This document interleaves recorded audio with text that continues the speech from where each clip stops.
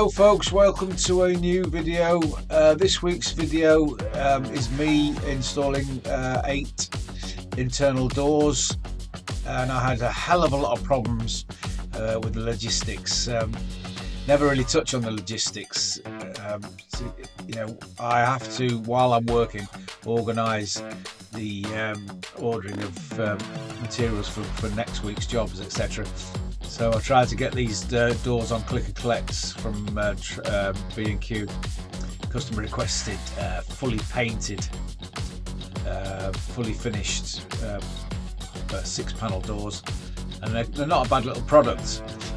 So anyway, I ordered them, then B&Q cancelled 2 of them, refunded me the money, and then I had to go to the smaller B&Q.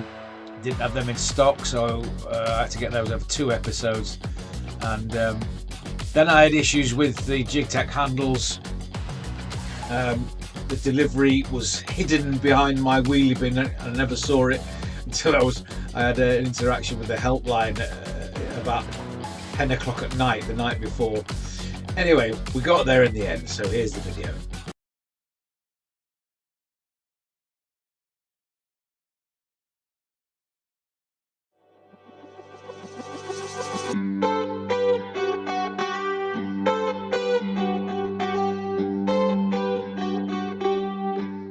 First job is to measure the height and cut the door to height, because you can't even get it in the jamb unless it's cut to height.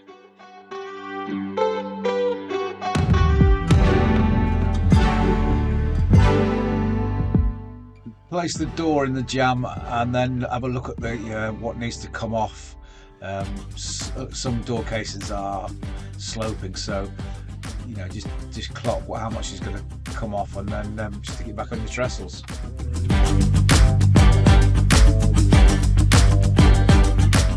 So as rectangular doors swing in an arc, to accommodate that, we have to have a 3-degree leading edge cut.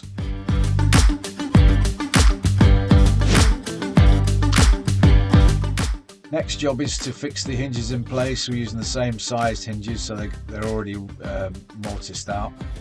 I'm using the centre drill to spot them. And then I add a centre hinge to stop the doors warping, and that needs mortising out freshly.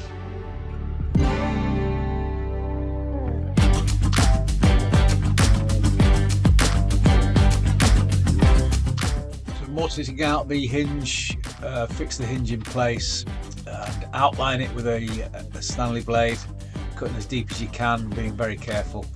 So on all 3 sides. Then that gives you something to chisel to, and the mortise will break out cleanly.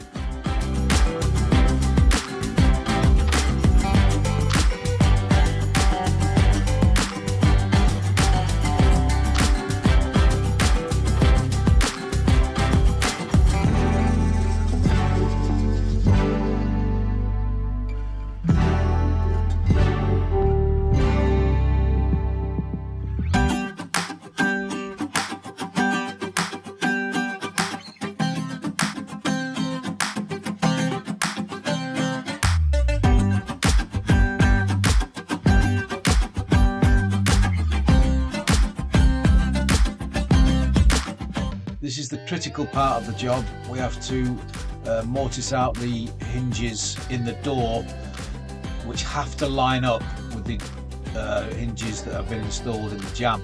So we put score marks here with the Stanley blade, top and bottom, and now we are accurate to within the thickness of a Stanley blade.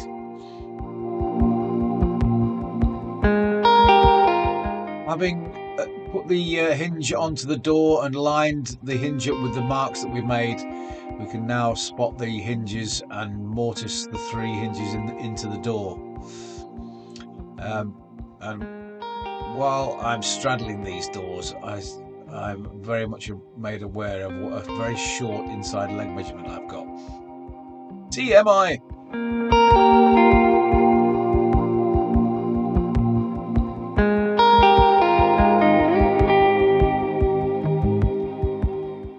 Now line up the new door mortises with the hinges that are already installed. and all the holes should line up, and it's a real joy when they do.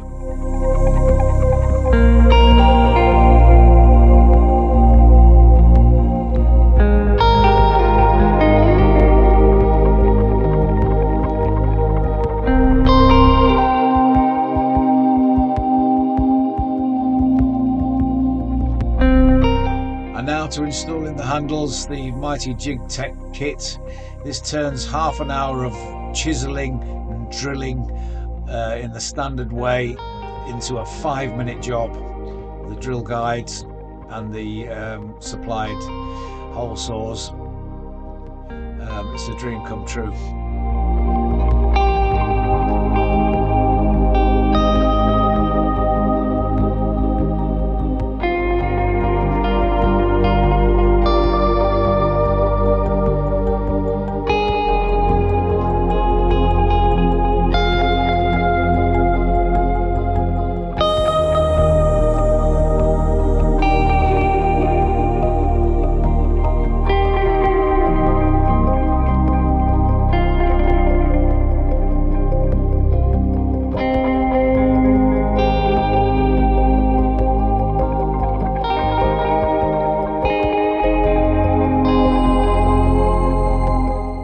Installing the striker plate. The Jig Tech kit comes with a circular inset striker box, but it's difficult to spot them when the striker plate's already been cut. So it also comes with a nice looking striker, traditional striker plate. So just mortising that in now, and it's the only bit that slows the job up slightly. But it all looks good in the end.